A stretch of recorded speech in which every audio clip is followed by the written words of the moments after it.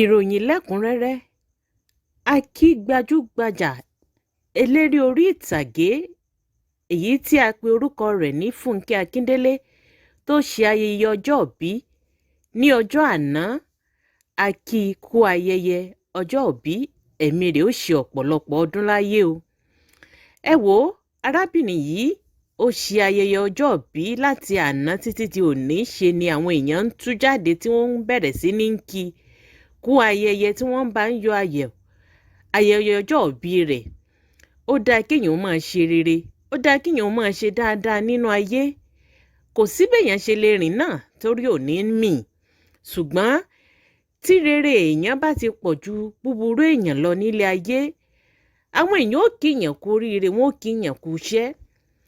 Arábìnrin tá à ń sọ yìí olóríire èèyàn ni, onírẹ̀lẹ̀ ẹ̀dá ni.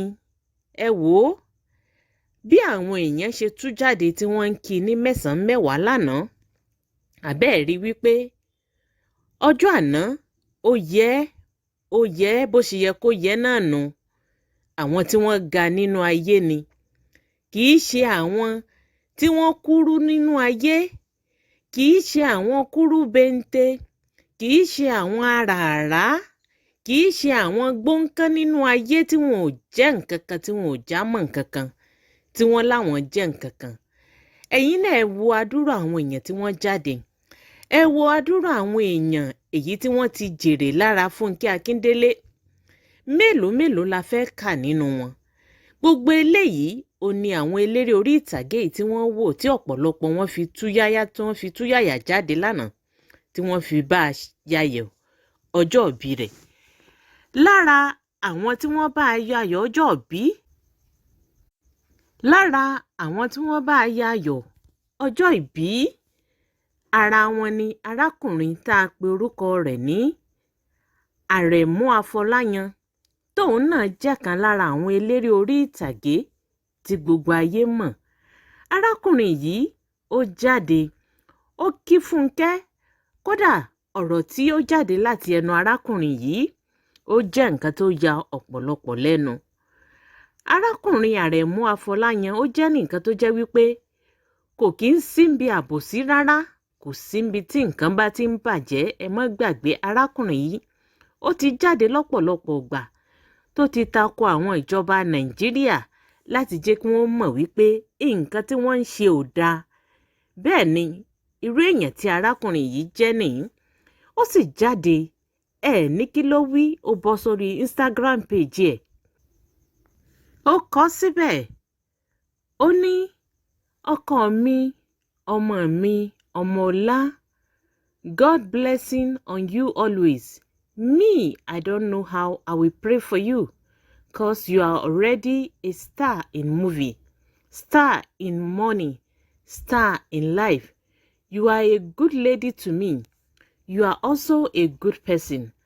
I wish I know more English or more money. Will have asked Mr. Wole Soyinka to help me compose good English. You are my girl. Lọ́jọ́kọ́jọ́, ọkọ mi, happy birthday to you. Remember, at Fúnkẹ́ Akíndélé, you paid for the door of my new house, that big brown door. Anytime I open and close it, I will remember you. Thank you, my baby. Oku, I will always be your friend. Abẹ́ gbọ́, ihun tí arákùnrin tá a pè ní Àrẹ̀mú Afọláyan tó sọ nípa Fúnkẹ́ Akíndélé. Abẹ́ẹ̀rí arákùnrin yìí sọ, ó ní nígbà tóun kọ́lé, Fúnkẹ́ Akíndélé ló bòun ra géètì sílé òun. Ẹ wò ó, kò tán síbẹ̀. Mọ̀mọ́ tí a pè ní Ìyá Rainbow, táwọn náà jẹ́ gbajúgbajà eléré orí ìtàgé tó jẹ́ àgbàlagbà eléré orí ìtàgé, ìyá yìí náà jáde, wọ́n kí Fúnkẹ́ Akíndélé. Gbọ́n táwọn náà wí ni, wọ́n ní happy birthday princess. You have brought so much love into the industry. I hope it all comes back to you when you grow up and your own family. Amen. Ìgbà ọdún kan ni. Àló dáa kéèyàn máa ṣe dáadáa nínú ayé, kì í kàn án ṣe kéèyàn máa pariwo kó máa gbéra rẹ̀ síbi tí ò tiẹ̀ yẹ rárá. Àwọn kan wà nínú ayé tí wọ́n láwọn ti ga nínú ayé tí kò sí impact kankan tí wọ́n ti lé kalẹ̀. Kò sí nǹkan kan tí wọ́n ṣe nínú ayé ẹnìkan tẹ́nìkankan lè jáde tí wọ́n lè sọ wípé arábìnrin tá a pè ní Lizzy Anjorin yìí tó ṣe nínú ayé àwọn kò sí. Àwọn eléyìí àfikún máa wá ibi tí wọ́n ti bàyàn láyé jẹ́. Àfikún wọn máa jáde kí wọ́n ní bákan làwọn ti tó nínú ayé. Àfikún wọn máa jáde kí wọ́n sọ wípé kò sẹ́nì kankan tó tó àwọn. Àbẹ́ẹ̀ rí wípé ó ní agbára. Nígbà tí arábìnrin yìí ti ń jáde tó sọ wípé ilé tóun ń gbé Dangote ò lè rà á. Ẹ̀yin ò ti mọ̀ wípé arábìnrin náà ó ní àrùn ọpọlọ. Bẹ́ẹ̀ bá sì rí kò ju kúńtà báyìí lọ tẹ́ ẹ bá ń gbọ́ Arara. Ẹni tí ò tó nǹkan tí ń pera rẹ̀ ní nǹkan, ẹni táyé ò rí, ẹni tí ò tiẹ̀ sí nínú ayé rárá tó lòun ga ju ayé lọ. Ìwọ náà wo arábìnrin yìí, wo àwọn èèyàn tó jáde fún un tí wọ́n kí i. Ẹ wò ó tá a bá ní ká máa kà á, ilé ò ṣú, ilé ò mọ́. Àwọn méjì tá a ní ká tún jáde ká tún sọ tí wọ́n sọ ohun ribiribi nípa arábìnrin yìí tí wọ́n sì fún ní àdúrà. Ẹ̀yin náà wò ó. Tọ́pẹ́ Àlàbí, olórin gbajúgbajà, olórin ẹ̀mí, òun náà jáde ó kọrin fún arábìnrin yìí. Lizzy Anjorin, àǹtí Lizzy Anjorin, alájẹ elépè.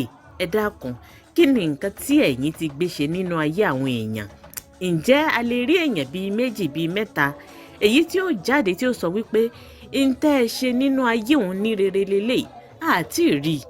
Kò sí. Ẹ wò ó ti tó àsìkò. Ẹ yíwọ́ ọwọ́ yín padà. Àwọn ìwà ibi, àwọn iṣẹ́ ibi èyí tẹ́ ẹ ti ṣe nínú ayé, èyí tẹ́ ẹ ti gbé ṣe nínú ayé, àwọn ẹni ẹlẹ́ni tẹ́ ẹ ti pa lẹ́kún. Ẹ wò ó, ẹ̀san rẹ̀ ló ti dé yìí o. Ẹ̀san ló ń ké lórí yín yìí. Ẹ̀san ló ń ké lórí yín yìí. Ẹ yíwọ́ yín padà. Ẹ yíwọ́ yín padà. Bóyá Ọlọ́run á wò yín ṣe láàánú. Àyígbà yín padà. Wá gbọ́ o. Alájà elépè, alájà astagafulilai, alájà tí ó wọná. Èmi ò wá ní dákẹ́. Ó di ọjọ́ tí wọ́n bá lè jáde tó o bá sọ fún gbogbo ayé wípé o ò ga nínú ayé, wípé o ò jẹ́ nǹkan kan nínú ayé, pé ọ̀rọ̀ tó tẹnu rẹ jáde yìí, wípé o mistakenly sọ ni kí gbogbo ayé kó wọn forí jìn ọ́. Ọjọ́ náà ó ní èmi ò tó dákẹ́. Ìntẹ̀yìn máa ń ṣe ó ní kẹ́ ẹ máa lọ́ àwọn èèyàn lọ́wọ́ gbà. Ìntẹ̀yìn máa ń ṣe ó ní kẹ́ ẹ máa kúrò ojúkolojú máwọn èèyàn kẹ́ ẹ lẹ́sàá wọn mọ́lé. Ìntẹ̀yìn lè ṣe nínú ayé àwọn èèyàn lélẹ́yìí, ṣùgbọ́n ẹ mọ̀ bí wọ́n ṣe ń tọ́ ayé àwọn èèyàn ṣe, àfi kẹ́ ẹ máa ba ayé àwọn èèyàn jẹ́, kẹ́ ẹ máa ṣépè fáwọn ọmọ ọlọ́mọ. Òun náà ni ò jẹ́ kẹ́ ẹ ju bí tẹ́ ẹ wà náà lọ. Ẹ wá lẹ ga wàláì kúrú bente ni yín nínú ayé. Lizzy Anjorin, wàláì Arara ni ọ́ nínú ayé. Lizzy Anjorin, wàláì ó jẹ́ nǹkan kan nínú ayé. Bẹ́ẹ̀ ni, yíwà rẹ padà. Ẹ wò ó, kò ní jù báyìí lọ. Bíntín lọ́bẹ̀ oge. Ìròyìn tá a ní ká mú wá sí etí ìgbọ́ yín nìyí. Àbẹ́ẹ̀ rí wípé nǹkan ń bẹ.